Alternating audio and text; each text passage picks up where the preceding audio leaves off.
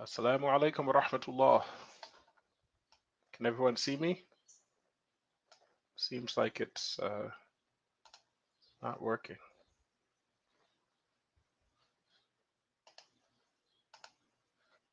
There we go. That's better. Okay. Assalamu alaikum wa rahmatullah. Bismillah ar-Rahman ar-Rahim. Alhamdulillahi Rabbil Alameen. Wassalatu wassalamu ala Sayyid al-Mursaleen. Muhammadin wa ala alihi wa ashabihi at-tayyibin at-tahirin.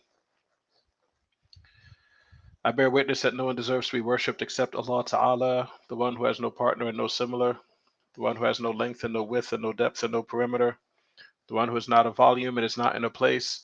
And how could he be in a place when he existed before time and space? He speaks without sound, letter, or language, not Arabic, Hebrew, nor Korean. He's not light, he's not a spirit, he has nothing in common with human beings. He's not in the direction of up, down, right, left, front, nor back. And whatever you imagine in your mind, Allah is different than that. He created everything except himself, including you and your actions. Nothing happens except by his will, both good and bad, he destined to happen. And I bear witness that our noble, unrivaled master, Muhammad sallallahu alaihi wasallam, is the slave of Allah, his final messenger, and the best of all of God's creations. May Allah unite us with him in paradise and grant us a drink from his basin. And may Allah increase us in patience, humility, knowledge, and comprehension, and help us put our knowledge into practice, and grant us all sincere intentions. Ameen. Before we get into the 7 hadith, I just want to remind everyone that once we finish this book, the next text that we're going to do is the straight path, As-Siratul Mustaqim. And you should see the link for it in the chat box.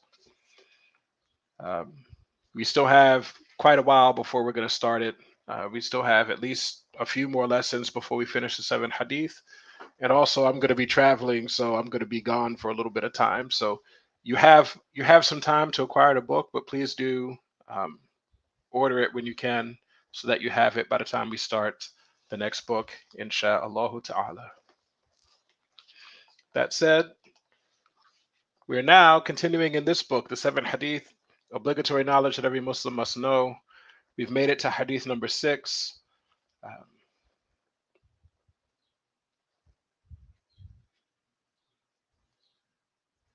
And I believe we've made it to page 56 in this book, page 56, which is the sins of the hands.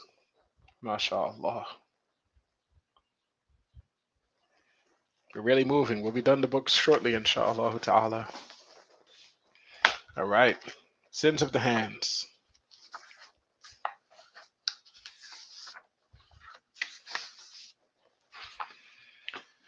It says in the book, among the sins of the hands, and I remind you that it's, many of the scholars, they group sins according to the body part that's most commonly associated with that sin. So in this section of sins of the hands, we're going to be talking about sins that are typically done with the hands. Number 1, it says to cheat when measuring by volume, weight, or arm length.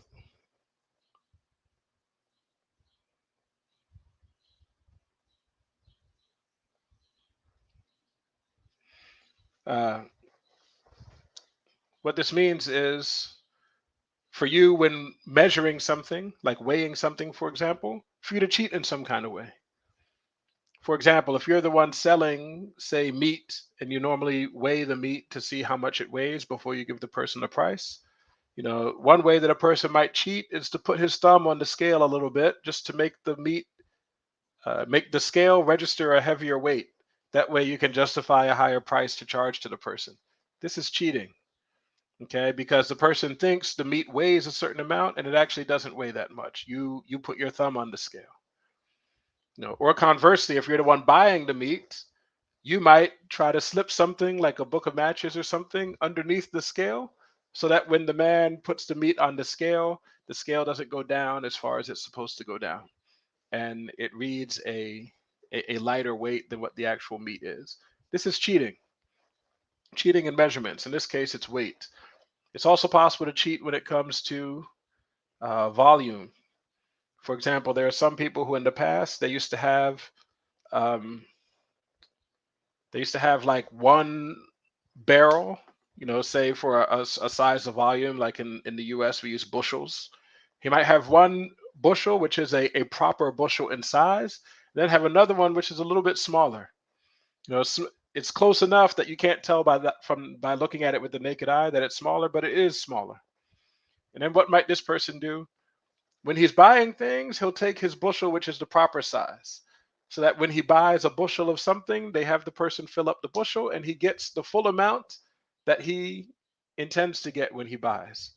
But then when he turns around and sells something to someone, he uses the one that's a little bit smaller. So the person who's buying it thinks he's getting a whole bushel, but really he's getting something a little bit less than a bushel. This is cheating in measurement. And you can also cheat when counting, cheat when doing arm length. Cheating when counting would be like, for example, um, eggs. You go to a corner store, you say to the man, I want 30 eggs. So, he gets a bag, he carefully puts 30 eggs in a bag, he hands you the bag. But it turns out that in reality, he only put 29 eggs in there. Okay, he cheated you. Okay. Or say he put 31 in, and he put 31 in, even though you only asked for 30. And you don't tell him that, hey, you've given me too much.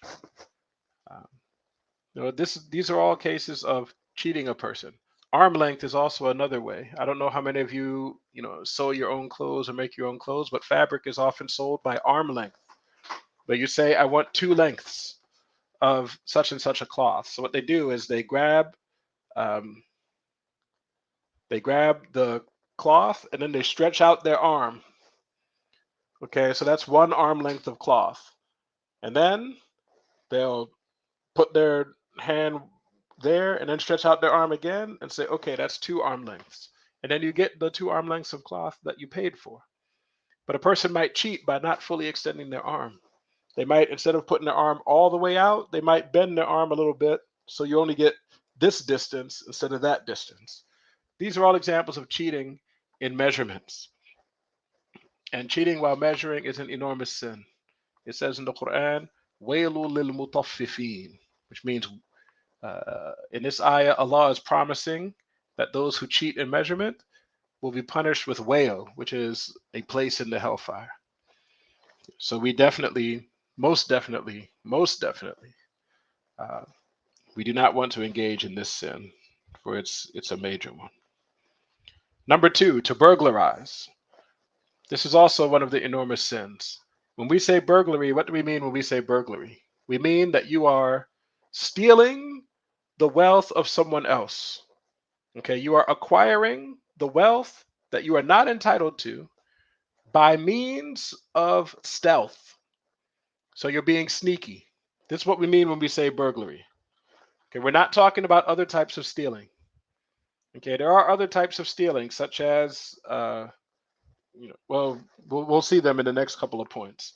But right now we're talking about burglary, which is to steal something by sneakiness. Like you sneak into someone's home when they're not there, or you sneak in while they're asleep. And by sneakiness, you acquire what's not yours. This is called burglary. It says if one stole the equivalent of 1/4 of a dinar. So a dinar is an old coin made of gold that they used to use in the Islamic Empire times. It weighed roughly 4¼ grams. 4¼ grams was the weight of 1 dinar. So when we say 1/4 of a dinar, we mean 1/4 of that. Basically like 1 gram of gold. If what you stole is equal in weight,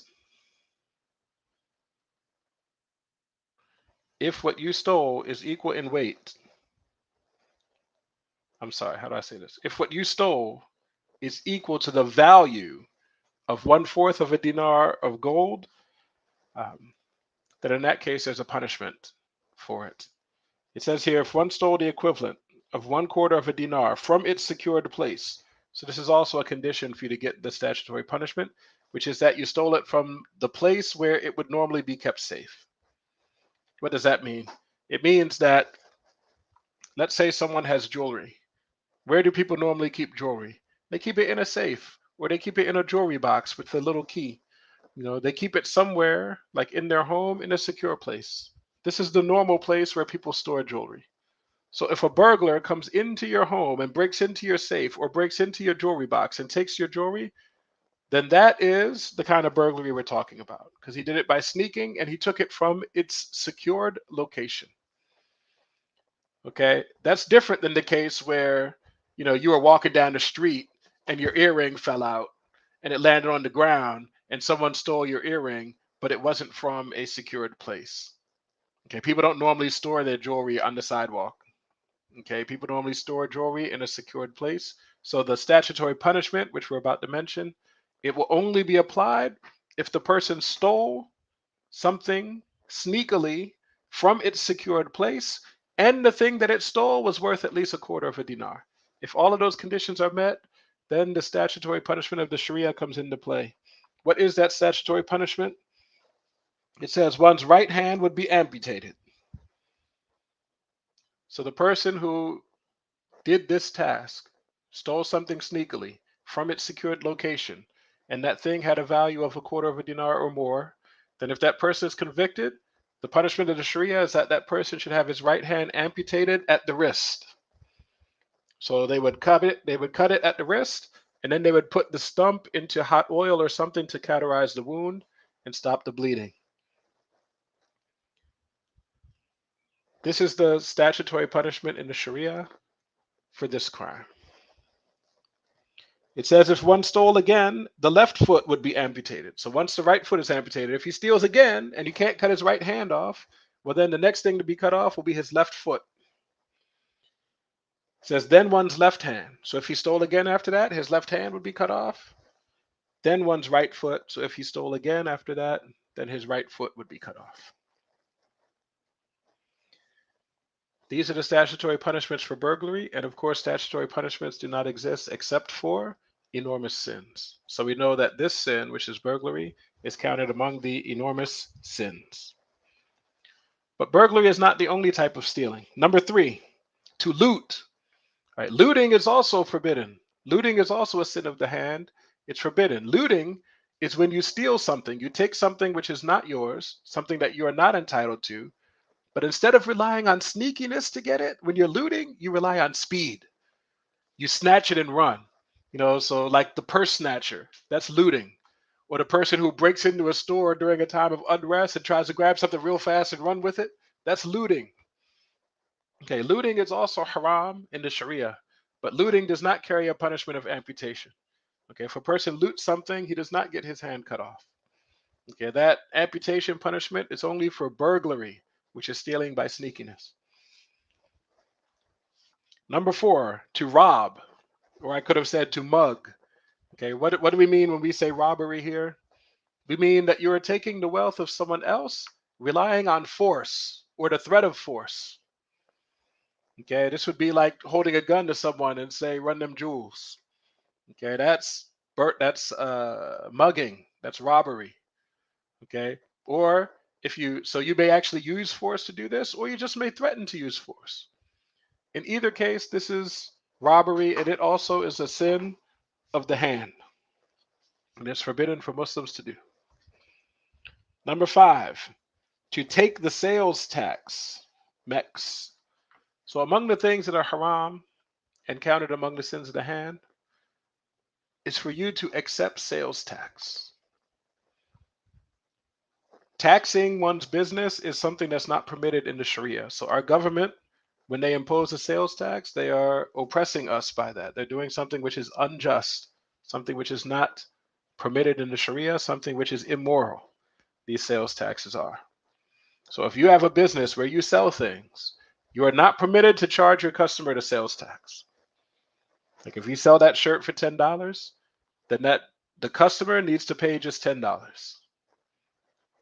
Okay, if you charge that customer anything more than the purchase price because you want the customer to pay the sales tax, then you are doing something haram. Okay, what you should do is sell the item for its actual price and demand nothing extra from the customer. That way you are not oppressing anyone.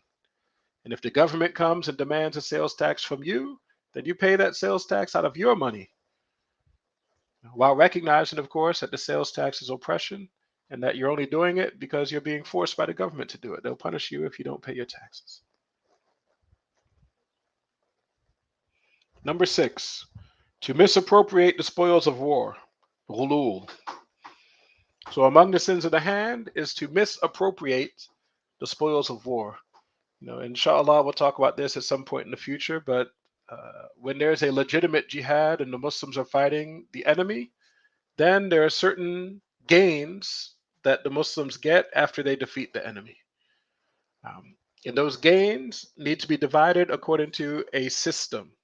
Okay, so the caliph or his designated representative is the one who will divide the spoils and distribute them to those who are entitled to receive it.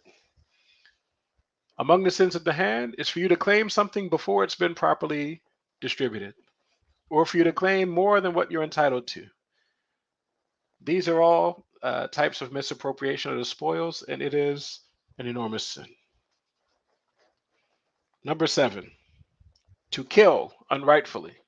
Among the sins of the hand is to kill someone that Allah made haram for you to kill, such as another Muslim.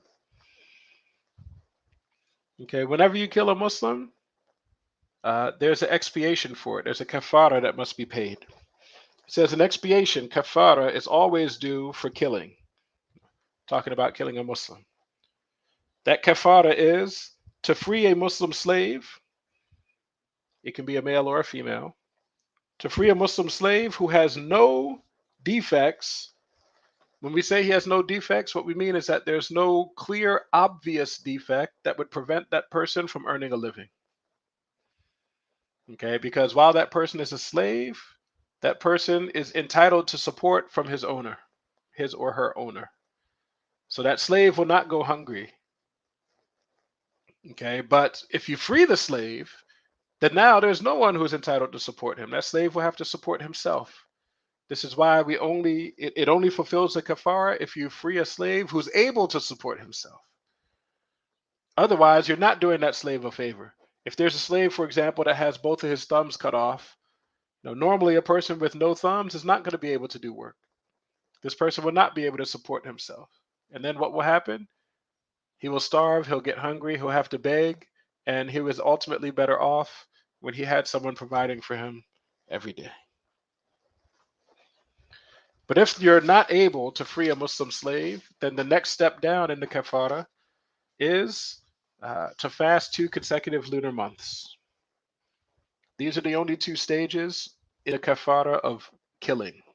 So you're either going to free a Muslim slave that's free of defects related to him earning a living, or if you're not able to do that, like for example, if you don't have such a slave to free, or you found a slave but you don't have the purchase price, or the owner's not willing to sell, or maybe you didn't even find such a slave. In this case, you drop down to level 2, which is to fast 2 consecutive lunar months. And it has to be consecutive. If you miss one day of fasting, then you're going to have to start all over again with your 2 consecutive months. This is the rule if you kill a Muslim. Okay, so I'm going to say it one more time. If you kill a Muslim unrightfully, you always have to pay a kafara, which is to free a believing slave or to fast 2 consecutive months. That being said, there are different types of killing. In the Sharia, there are different types of killing. There's 3 types, actually. There's one type, which here it's called deliberate, but a person might call it we'll call it deliberate. Deliberate killing is one type. Another type is accidental killing. And then there's one type which you can call a deliberate accident. A deliberate accident. These are the 3 types of killing. And the punishments for the 3 types of killing vary depending on which type it is. But in all cases, you have to pay the kafara, whether it was deliberate killing, accidental killing, or a deliberate accident. Let's talk through it. It says deliberate killing. What do we mean when we say deliberate killing? What is deliberate killing? Deliberate killing is when you strike a person intentionally, meaning that that person was your target. You struck the person that you intended to strike. Okay? That's condition number one. You struck the person you intended to strike. And condition number two is that you struck him with something that normally kills. You strike him with something that normally kills. An example would be like if you shoot someone with a gun. This is called deliberate killing. All right, now you'll find when we talk through these cases here that these things do not actually align with the American system. Notice I'm not using the word murder. I'm not using words like premeditated. All right, the Sharia does not lay out killing in the same way that the US system does. Okay, so what we're talking about is, was it a deliberate killing? Which means you took something that normally kills somebody and you hit him with it. And that person was your target. He was the intended target. You hit him with something that normally kills. In this case, if that person dies, we say you killed him deliberately. It might be the case that you did not want to kill him. It might be the case that you just wanted to wound him. Like say you wanted to shoot him in his pinky toe just to, teach him a lesson and you weren't trying to kill him. Okay, but you shot him in his pinky toe and he died from it. In that case, we say this was a deliberate killing. We say you killed him deliberately. Even if, again, I'm saying even though you may not have actually wanted to kill the person, you may not have been trying to actually kill him. What matters is, was he your intended target? The answer is yes. And did you hit him with something that normally kills people? In the case of a gun, the answer is yes. So if you shoot someone in the toe, then that's deliberate. He was your target and you used a weapon that normally kills. If you kill someone deliberately, what happens? It says deliberate killing is punishable by death. So what this means is that qisas is the Arabic word for this rule of an eye for an eye, a tooth for a tooth. It means that if you are guilty of killing someone deliberately, then the inheritors of that person have the right to demand that you be executed as a punishment. And if that's what they choose, then the caliph or his representative will have you executed. However, if his inheritors choose not to have you executed, if they forgive you, they choose not to have you executed, well, then in that case, you will pay a financial restitution to them. So what does it say here? It says deliberate killing is punishable by death, except if the heirs of the killed person forgive the killer. All right, in that case, he won't be executed. It says for an indemnity. What does that mean, an indemnity? A dia?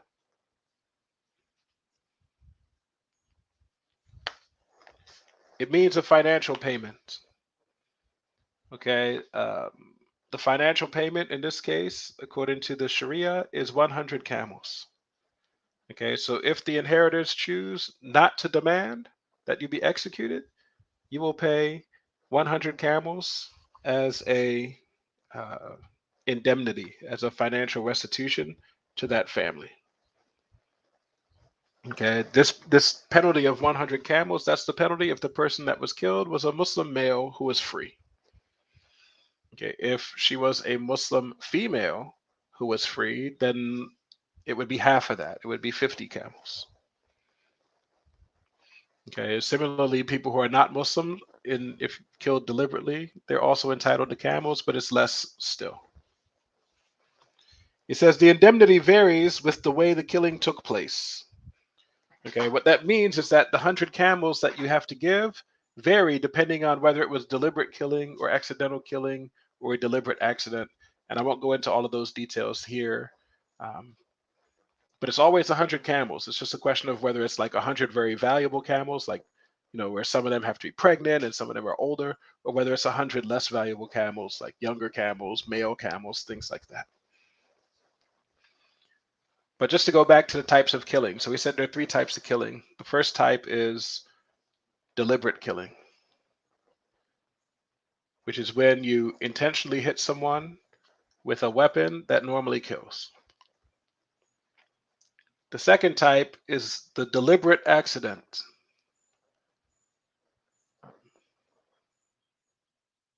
The deliberate accident is when you intentionally hit somebody with something that normally does not kill, but the person died from it.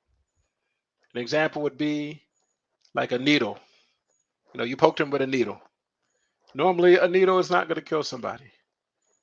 Okay, but you poked your target with a needle, and because of that needle, he died.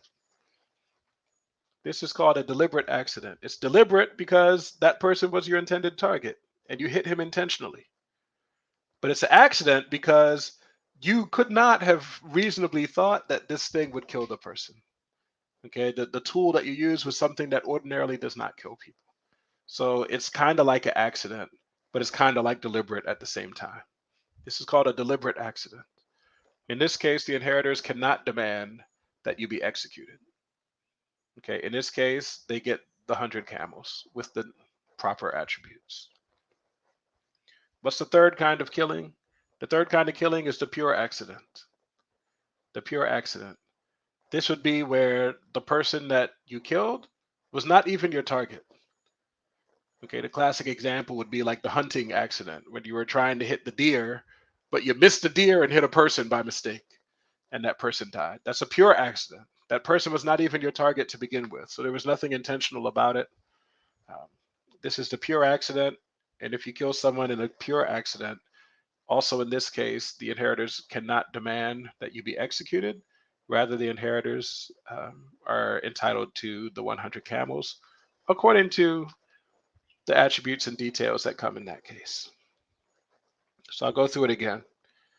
Deliberate killing means you hit your target intentionally with something that normally kills. A deliberate accident means you hit your target intentionally with something that does not normally kill. And a pure accident means you hit something other than your target. And in all these cases, if someone dies, a kafara must be paid. In all three of those cases, the kafara must be paid. In the first case, the case of deliberate killing, the inheritors have the right to demand you be executed. In the other cases, they do not have that right. And in all cases, if execution does not occur, then the 100 camels will be paid, or the 100 camels can be adjusted depending on whether the victim was male or female, or Muslim or non-Muslim. MashaAllah. Number 8. It says to beat a person unjustly. So when we say person here, we mean a Muslim. Okay, there's details when it comes to kafirs. There's details. Sometimes a kafir is protected by the Sharia, in which case it's haram for you to beat them unjustly. That would be the case where they are, for example, a dhimmi, where they live within the Islamic Empire and pay taxes to the Islamic Empire and are entitled to the protection of the Islamic Empire. Okay, but there are cases where a kafir is not protected by the Sharia, like the case where that kafir is fighting against us. In that case, we may beat him, we may kill him. Okay, there are different cases. I don't want to go into all of that details about the types of kafirs. For now, let's just talk about Muslims. Okay, to beat a Muslim unjustly is a sin of the hand. And by beat, we just mean to punch a Muslim unjustly, to slap him unjustly.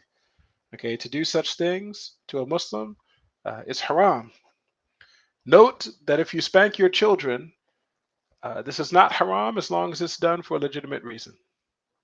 Okay, if the hitting of the child was done as part of legitimate upbringing, teaching the child how to be a responsible and mature adult, then this is not haram, as long as you're not beating him in extreme ways, as long as you're not causing actual harm to the child.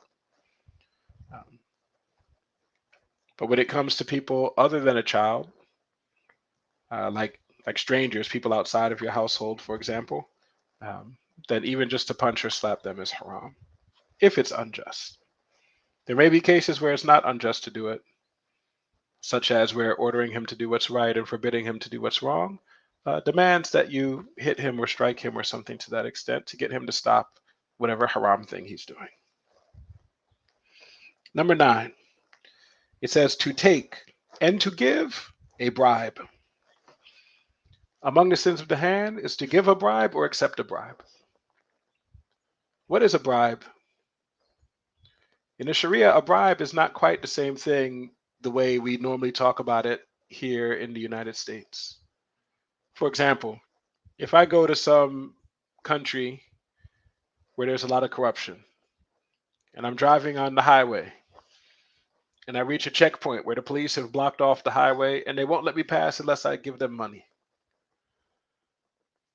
In a situation like this, I'm permitted to give them money. I can pay them and continue on my way. It's not haram for me to pay them. Because although it's haram for them to do what they're doing, this is not considered to be a bribe. Why is this not considered to be a bribe? Because the money I gave them was so that they would do the right thing. Okay, that road is public. I'm entitled to use it. Okay, their blocking of the road was an injustice. So I'm paying them to stop the injustice. I'm paying them to do what's just, to do what's right. So this is not considered to be a bribe. This is not haram for me to pay, although it's haram for them to ask for it. Rather, the thing that's haram for me to pay and also haram to ask for is to receive money in order to do something unjust. Like, say there's a judge in a court case and it's clear that the rightful party in the argument is the plaintiff. The plaintiff is the one, like the judge should rule in favor of the plaintiff because that's what would be just. But instead the judge accepts money and rules in favor of the defendant. The defendant sneaks him some money to rule in his favor. This is the type of bribe that's forbidden because you're paying the person something, giving him money or some other benefit so that he will do what's unjust. This is what's forbidden in the Sharia. This is what we're talking about here. Okay, it's not haram for you to pay money in order to secure what is rightfully due to you. It's haram rather to pay money in order to secure something that's not rightfully yours. That's when it's haram. Number 10, to burn an animal. Okay, burning animals is haram. Even if it's like a little frog or something like that, as Muslims, we are not permitted to burn things, to kill things by burning. Okay. It says, unless there was no other way to avoid its harm. Okay, so some animals are harmful.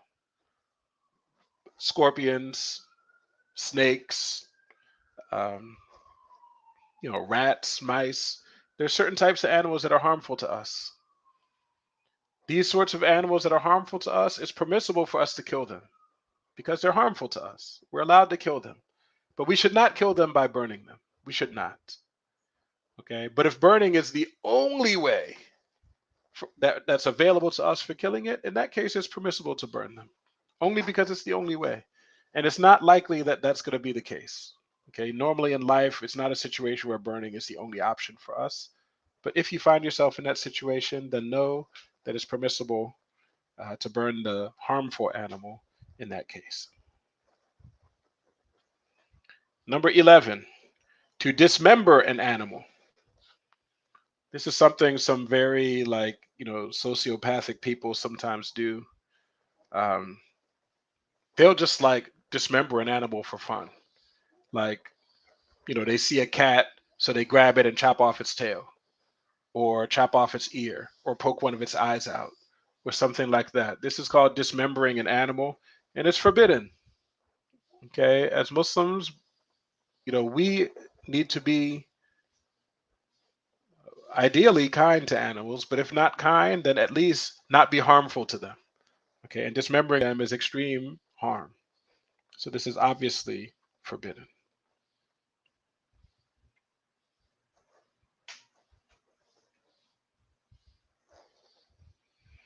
Someone asks, what if you're using the skin for other uses? Can you burn it? We're talking about an animal. We're not talking about a skin. An animal, once it's dead, then yes, it's permissible for you to remove the hide and go through a process called tanning, in which you can turn that hide into leather, for example, and then it's clothing that you can use and wear. Um, I don't know that leather requires burning, but if it requires burning, then you're allowed to do that as long as you don't destroy um, what's going to eventually be the leather. What we're talking about here when we say it's haram to burn an animal, we mean to take an animal that's alive and kill it by burning it. This is what we mean when we say it's haram. Number 12, to play with a die.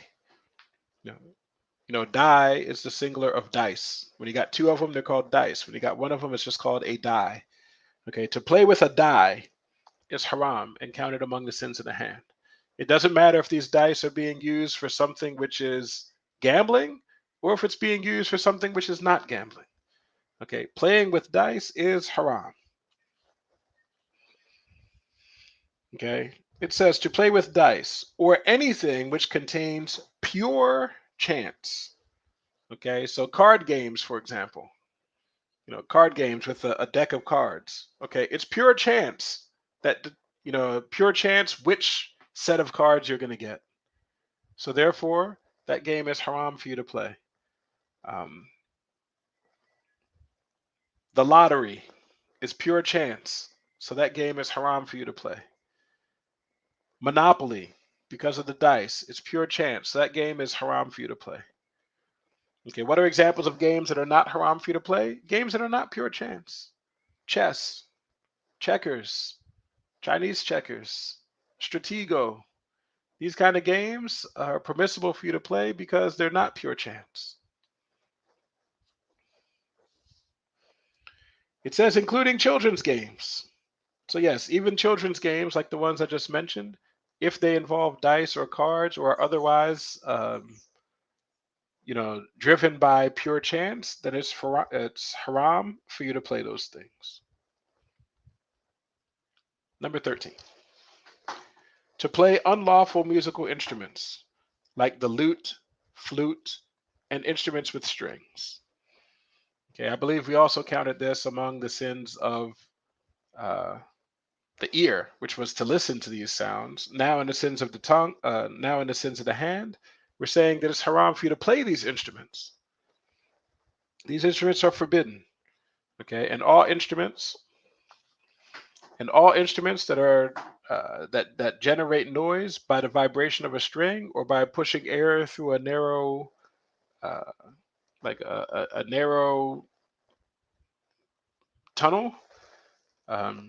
All such instruments are forbidden for you to play or to listen to. That includes the piano, the harp, the guitar, the violin, the trumpet, the saxophone, the clarinet, the French horn, the tuba, the trombone, the flute, the recorder. All of those things are haram for you to play and to listen to. Someone said, wait, all card games are haram because of the cards themselves?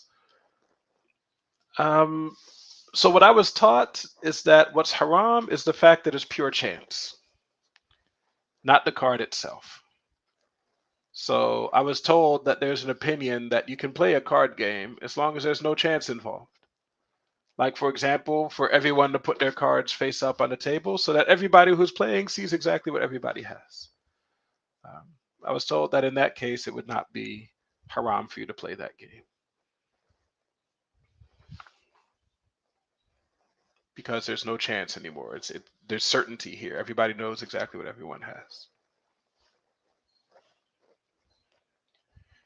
Number 14, to intentionally touch the marriageable woman without a barrier, or to touch her lustfully with a barrier, even if the person in this case is a non-marriageable kin or of the same sex. So number 14 is an important one that we all need to really watch out for. It deals with touching other people. So the people that you might touch fall into several categories. One category are people of the same sex as you.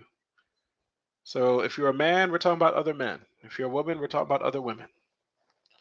A second category are people that are non-marriageable to you.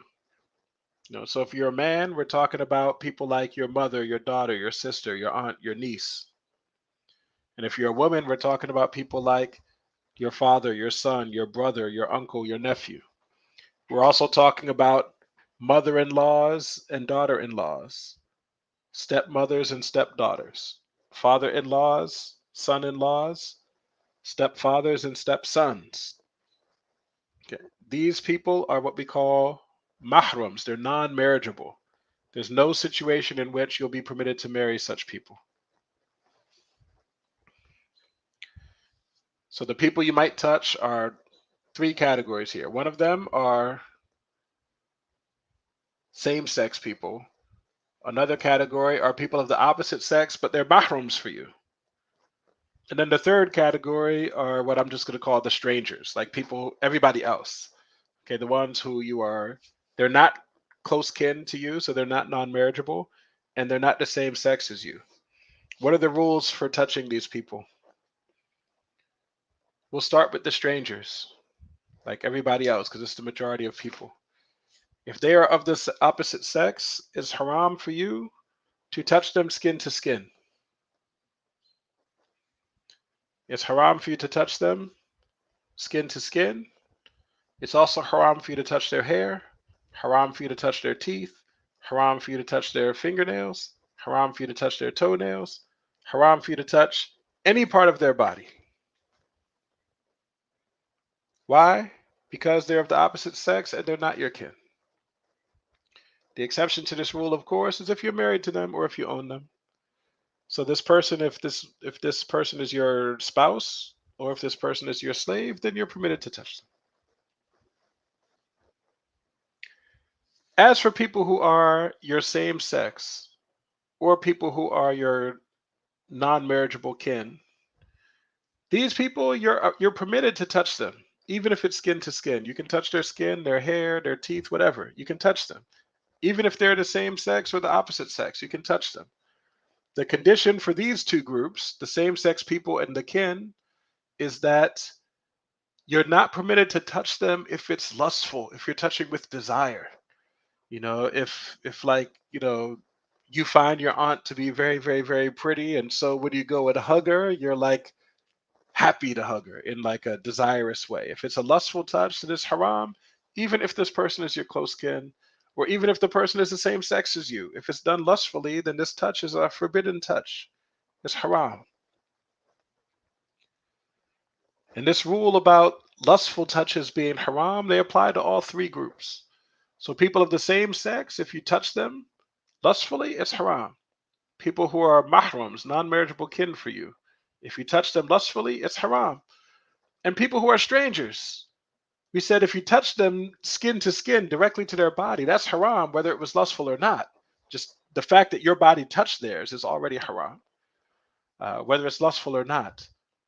But those people, if you touch them lustfully, it's haram even if it wasn't directly on their body. Like, for example, for you to touch them on top of their clothes, but lustfully, this will be haram because it was lustful. Okay, every lustful touch is haram, regardless of which group the person falls into, and regardless of whether the touch was direct to their body or not. MashaAllah.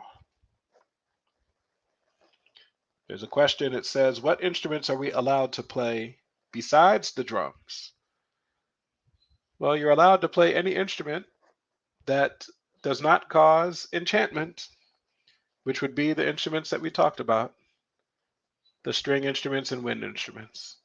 So that leaves all manner of percussion, drums, xylophones, steel pans, maracas, little sticks that you clang together. Um, there's there are many types of instruments that are permissible to us. And of course, there's always the human voice, which is like an instrument in its own sense, and it's not haram for us to use our voice to make sound.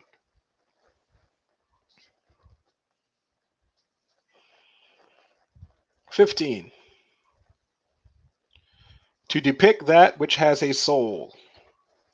So among the sins of the hand is for you to fashion something resembling that which has a soul. So, for example, if you made something that was three-dimensional, like a statue or a relief, or if you made something that was two-dimensional, like a drawing or a painting, uh,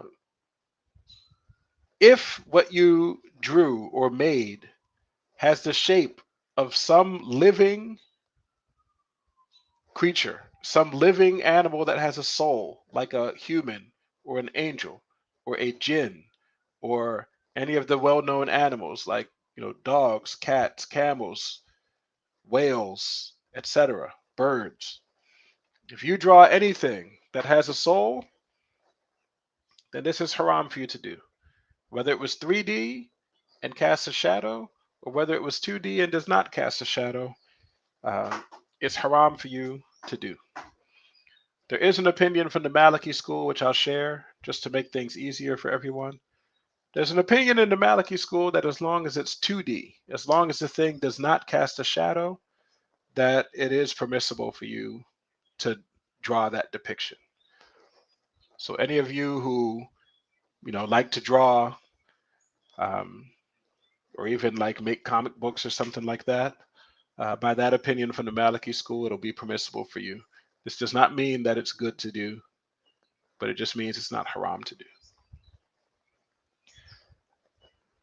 This also means, if you understand this rule in detail, that if you depict something that does not have a soul, then it's permissible. So drawing trees, for example, and plants and fruit and landscapes, this is permissible for you. Drawing animals in such a way that it could not be alive, it's also permissible to you. Because remember, the definition of death is for the soul to exit the body. And what's forbidden is for you to depict something that has a soul. So if you're depicting something that could not possibly be alive, then you're definitely not depicting something that has a soul. So for example, if you really like horses and you wanted to draw the head of a horse, just the head only with no body, just the head, this is permissible. Even by the Shafi'i school, this is permissible because a horse head does not have a soul. Only an entire horse has a soul.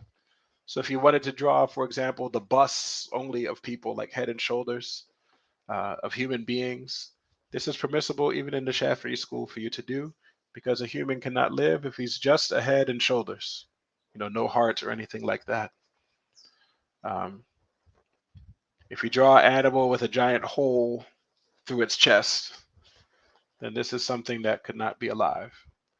Um, there are technicalities like that that you can use for people who like to do art, or like children. You can tell your children these rules so that when they go to school and the art teacher at school tells them to draw certain things, that they know how to draw it in a way that's permissible in the religion. If the art teacher says we're drawing, horses today, you know that you can draw just a horse head, for example, or you can draw a whole horse but then put a hole through its chest or something like that, so that you don't get in trouble at school, but at the same time, you're not going against the Sharia. Number 16, to refrain from paying one's zakat or part of one's zakat after it is due when one is able to pay it. This one's an enormous sin. If you're able to pay zakat and zakat is due, then you must pay it. If you choose not to pay it, then this is a sin of the hand. Unless, of course, you have a valid religious excuse, like, for example, although you own the money to pay the zakat right now, maybe that money is located in another town and you need time to go get it. This is a religious excuse. It says, or to pay an invalid zakat. So among the sins of the hand is to pay the zakat in an invalid way. Like, for example, zakatul fitr.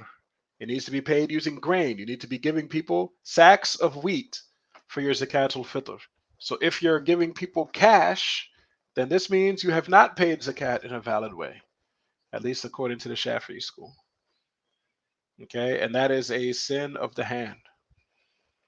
Similarly, people who have businesses and want to pay their zakat in cash instead of paying it in silver or gold, whichever may be most appropriate. These people, their zakats are not valid. It means they did not pay zakat if you paid it in cash. In the Shafi'i school, no zakat is ever paid in cash. Zakat is paid either in the form of animals, or the form of fruit, or the form of grain, or the form of gold, or the form of silver, or the form of grain. Okay, this is how zakat is paid in the Shafi'i school. Never cash, never paper money. It says, or to give the zakat to those who do not deserve it. So also among the sins of the hands are like if you pay zakat and it's even in the right form, like you gave silver when it was supposed to be silver, or you gave grain when it was supposed to be grain, but you gave it to someone who's not entitled to receive it. Like, for example, you gave this zakat to a kafir, or you gave the zakat to someone who is not actually poor. Like you gave it to him on the grounds that this person is a poor Muslim, but actually this person is not poor.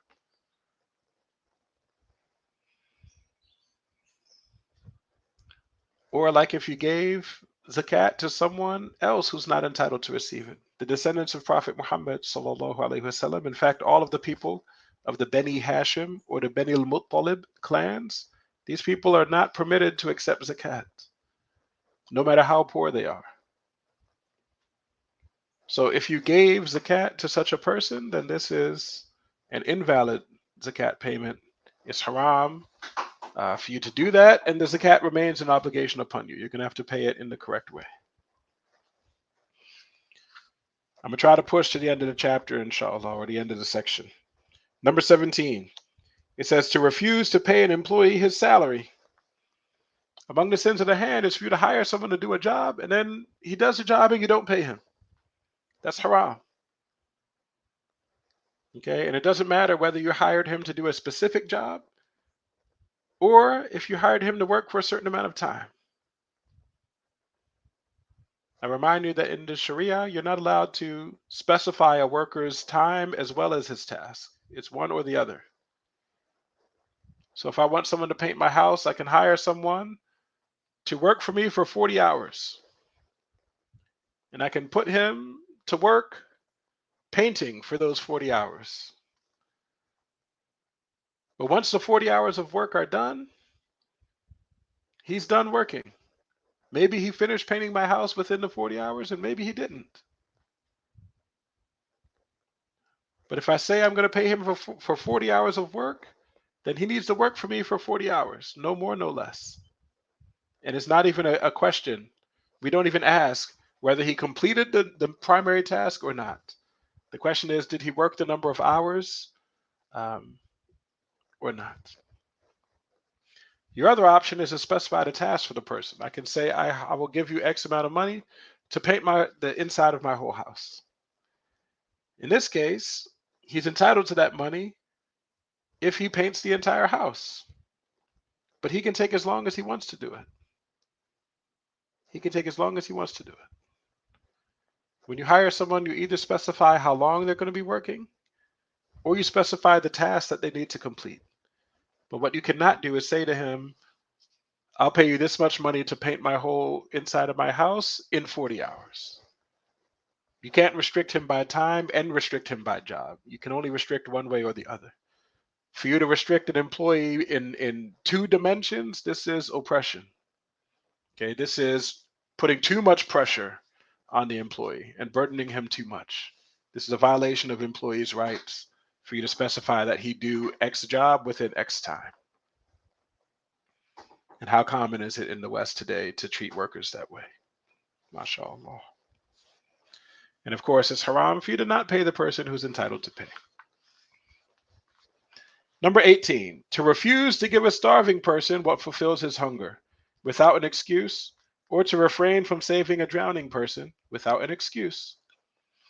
So yes, if you know of a Muslim who is in danger of dying, and you have the means to save that person, you are obligated to save him.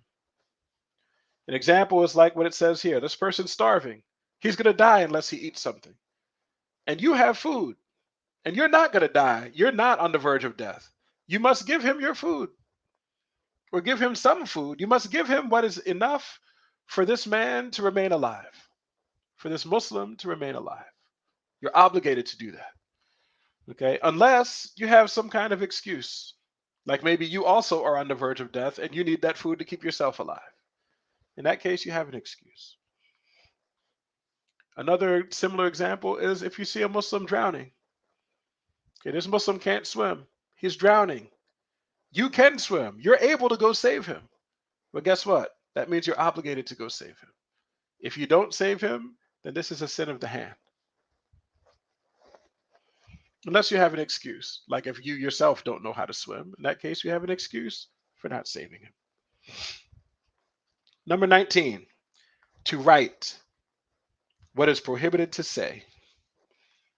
So we already talked through the sins of the tongue. Anything that we mentioned in the sins of the tongue section, any of those things are haram for you to say. And anything that's haram for you to say, it's also haram for you to write.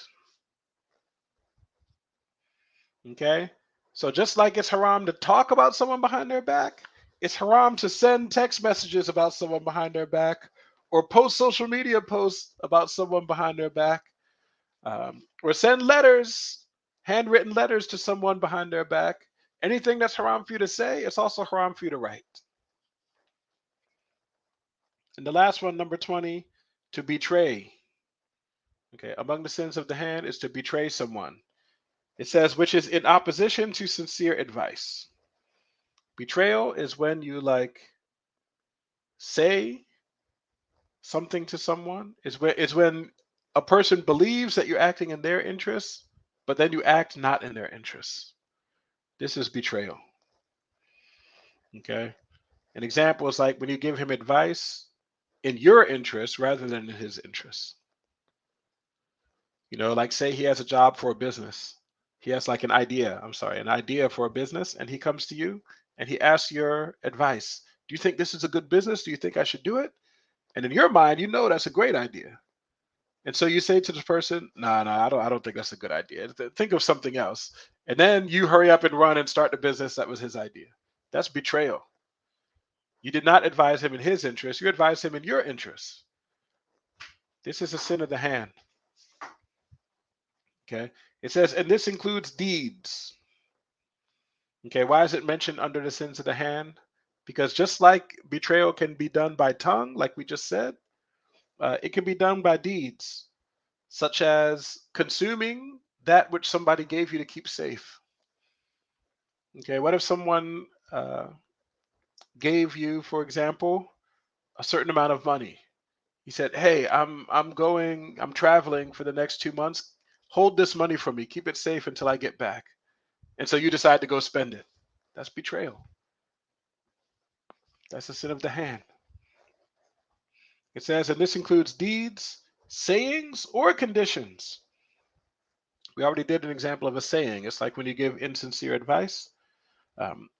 Conditions can also be a type of betrayal. Like, for example, if you know you're not trustworthy, but you gave the impression that you were trustworthy. Okay. Or a third party. You know that third party is not trustworthy, but you gave the impression that he's trustworthy. This is betrayal in the conditions. Or like for you to accept a job knowing that you yourself don't fulfill the qualifications of that job. You know that you won't be able to do it in a way that's valid and acceptable in the Sharia, but you accept the job anyway. Yeah, this is another example of betrayal, and that particular one, it's going to come later in the book when we get to the sins of the body, mashallah. But with betrayal, we come to the end of the section about the sins of the hand. Next week, inshallah, we can begin with the sins of the private parts. Inshallah ta'ala. If there are any questions, please ask.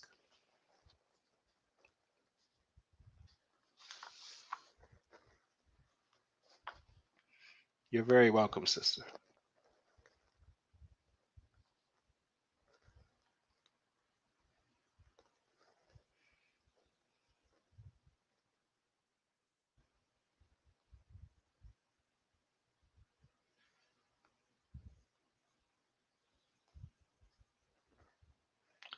Well, if there are no questions, then in that case, let's say La ilaha illallah. La ilaha illallah. La ilaha illallah. La ilaha illallah. Allahumma salli ala Sayyidina Muhammad wa ala alihi wa sahbihi wa sallim.